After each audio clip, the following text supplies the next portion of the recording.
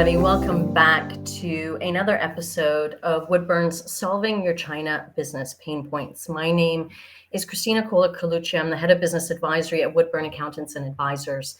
And in today's episode, we are going to be looking at the cultural differences to consider when analyzing financial management reports in China. Cultural differences and a unique business culture make analyzing financial management reports in China an area in which both experience and specific knowledge are vital. The importance of understanding Chinese financial reporting and financial management revolves around due diligence, risk reduction, and verifiable accounting. Now, while the Chinese accounting standards and the international reporting standards have demonstrated key similarities, it is prudent that foreign companies take note of the differences because they can easily get them into the conflict with accounting regulations and tax regulations.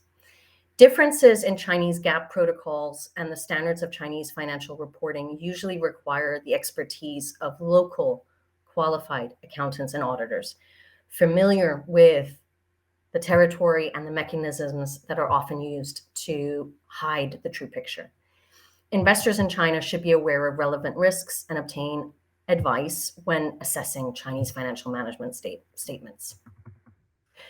In general, accounting books are prepared by Chinese nationals.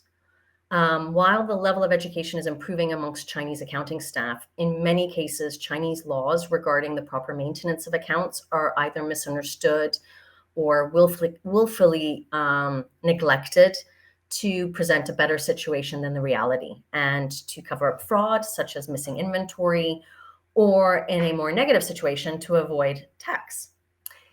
Now, it's important to note that the legally liable person in China is responsible for evaluating and authorizing accounts as prepared by local staff. Severe penalties and other serious consequences with the customs or with tax bureaus or with even banks nowadays can arise when the reports submitted are incorrect or have missing information. And in some cases, attempted tax fraud can lead to prison sentences. This is like really in the worst extreme situation, okay? Now, it should be a priority for foreign investors in China to present accurate financial statements to avoid legal problems down the road. Prior to an acquisition, due diligence is necessary to evaluate the exact financial position and the compliance of a target company. The same applies for assessing a potential joint venture partner and the injection of assets into the new entity, as well as doing annual audits and ongoing reporting of business performances to investors. Now, when companies move to China, they face major challenges, especially on the interpretation of the Chinese accounts. They may also find it an uphill task when trying to consolidate their Chinese companies' accounts with their headquarters and with the shareholders in the country of origin. Several issues can be identified by examining first the balance sheet and second the income statement.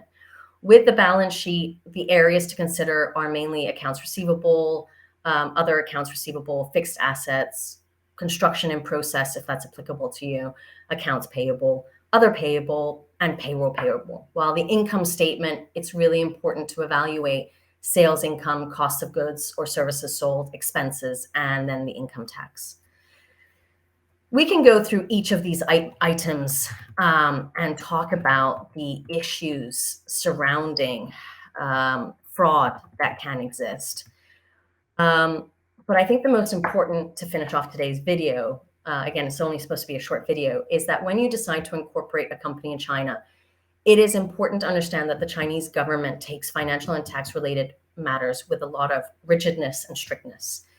Therefore, you need to ensure that your staff respects and follows the Chinese accounting standards correctly.